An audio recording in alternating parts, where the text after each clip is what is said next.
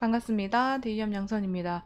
자, 이번 시간에는요, 아마존 프라임 데이가 임박해 옴에 따라서 이 수혜를 입은 종목입니다. 바로 스킨앤스킨에 대해서 얘기해 드릴까 합니다. 자, 스킨앤스킨은 화장품 업체인 스킨앤스킨을 흡수합병함으로 따라서 화장품의 사업을 더욱더 확대하고 있는 기업인데요. 자, 아마존에서 K-뷰티에 관한 관심도가 높아지고 미국은 물론이고 글로벌적인 한국 화장품에 대한 눈높이 그리고 기대감이 올라가고 있는 현 시점에서 현재 아마존에서 이 K뷰티에 관한 중소 인디뷰티 브랜드들에게 계속 러브콜을 보내고 있는 현 시점이기 때문에 이러한 이유들로 그리고 화장품 업종들의 전반적인 훈풍으로 소외를 입은 바 있습니다. 자, 아마존 프라임데이가 임박함에 따라서 추가적인 상승이 일어날 수 있는지 한번 살펴보면서요. 이 스킨앤스킨에 대한 주가 예상 시나리오는 또 어떻게 흘러가는지 차트 보면서 주가에 대한 이야기까지 해드릴 예정이니까 끝까지 시청해 주시면 감사하겠습니다.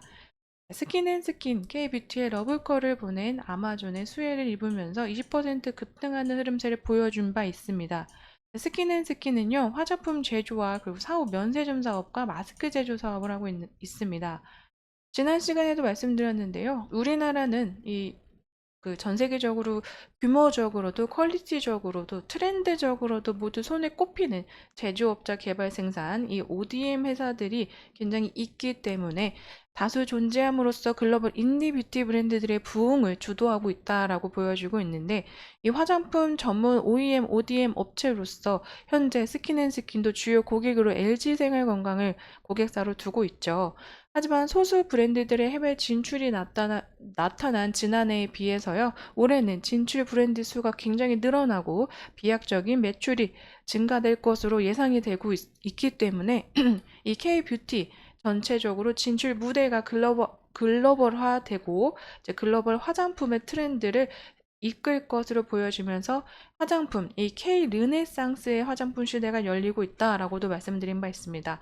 그렇기 때문에 주목을 받지 못했고 아마 늦게 이렇게 후발주자로 생겨나고 있는 화장품 업종에게도 굉장히 크게 이제 관심도가 올라가고 있는 시점이라고 생각을 되고 있는데요. 스킨앤스킨도 별다른 이제 현재로서는 제품군과 그리고 뚜렷한 사업에서의 효과를 나타내지 못하고 있기 때문에 이러한 부각과 주목에 대해서는 좀 뒤처졌다라고 생각이 되고 있지만요. 최근 들어서 미국에서의 한국 화장품의 인지도가 높아짐에 따라서 추가적으로 다시금 주목을 받고 있는 기업이다라고 보시면 되실 것 같습니다. 스킨앤스킨 주가가 급등하면서 이 아마존 프라임데이에 대해서도 주목하시는 분들 많으실 것 같은데요. 세계 최대 전자상거래 업체인 이 아마존에서 바로 프라임 데이를 연다고 합니다. 이달의 16일, 17일에 이틀에 걸쳐서요. 약 48시간 동안 이루어지는 할인 행사고요.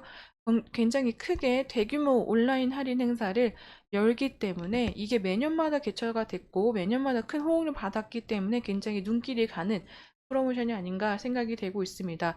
이틀 후 16일, 17일 지난 후에는요. 얄짤없이 가격대가 바로 상승을 한다고 하니까요. 이 시기를 노리는 분들이 굉장히 많을 거라 생각이 듭니다. 하지만 이 아마존 프라임데이가 현재 한국 화장품 업종들에게 굉장히 크게 다가오는 이유로는요. 아마존이 K-뷰티 컨퍼런스를 열 만큼 뷰티 카테고리를 강화시키고 한국 화장품에 대한 이미지 그리고 이 제품력을 더욱더 강화시키고 있는 현 시점 안에서 프라임데이가 열리기 때문에 이 안에서 한국 화장품에 대한 마케팅이 어떻게 벌어질지가 굉장히 상당히 궁금하고 또 거기에 대한 기대감이 올라가고 있기 때문에 이 스킨앤스킨 같은 중소업체들 그리고 뒤늦게 중소 인디뷰티 브랜드들 ODM 회사들에게도 큰 이제 호응으로 수혜로 다가온 모습이 아닌가라고 생각이 되고 있습니다.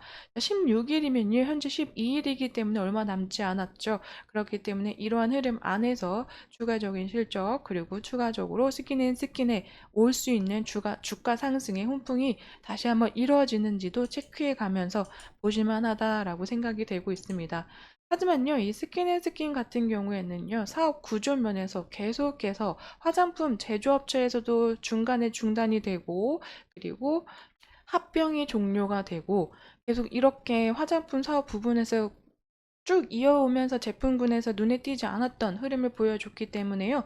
현재로서는 LG생활건강이 고객사이다라는 얘기로만 크게 이제 다가오고 있는데 이 단일 고객사에 대한 의존도가 높다 보니까요. 최근 적극적으로 사업 다각화의 움직임을 보여주고는 있습니다. 대표적인 게 사후 이제 이 면세점의 흐름을 보여주고 있다라고 생각이 되고 있는데요. 하지만 전체적으로 매출액과 영업이익 부분에서의 적자를 기록하고 있는 실태는 맞다고 보여지고 있습니다. 자, 스킨앤스킨이 현재 화장품 업종에 대한 호조로 수혜를 입고 있기는 하지만요. 전체적으로 스킨앤스킨이 영업이익과 매출액에서 개선되는 흐름을 보여줘야지만 추가적인 상승과 안정적인 주가 움직임이 만들어지지 않을까라고 생각이 되고 있는데요.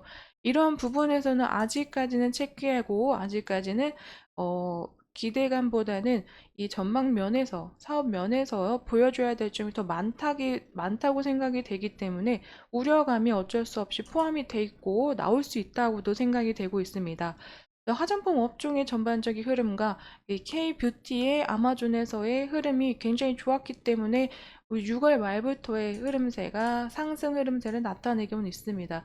하지만 이 흐름세 안에서도 현재는 거래량 다시 줄어들면서 이 아마존 프라임데이의 중간중간에 어, 그 호조세가 나긴 했지만 윗꼬리가 많이 달린 모습으로 수급에 그리고 거래량 면에서 변동이 굉장히 크다는 것을 알 수 있을 것 같은데요. 그렇기 때문에 단기적인 이러한 호재성에서는 주가가 급상승할 수 있겠지만 그 안에서 거래량이 채워지지 않고 변동폭이 굉장히 크다는 점도 감안해 주셔야 될 것 같습니다. 스킨앤스킨이 안정적으로 이런 흐름세, 우상향의 흐름세를 이어가기 위해서는 2분기, 3분기에서의 전체적인 실적 개선세를 어서 빨리 보여줘야 된다라고 저는 생각이 되고 있어서요. 이런 흐름, 실적에서의 모습도 계속 체크해 가면서 스킨앤스킨 지켜보도록 하겠습니다.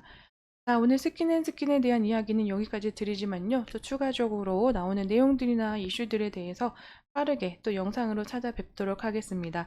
영상에는 개인적인 견해와 의견들 들어가 있기 때문에요. 투자하실 때는 반드시 참고용으로만 사용해 주시기를 추천드립니다. 오늘도 시청해 주셔서 감사드립니다.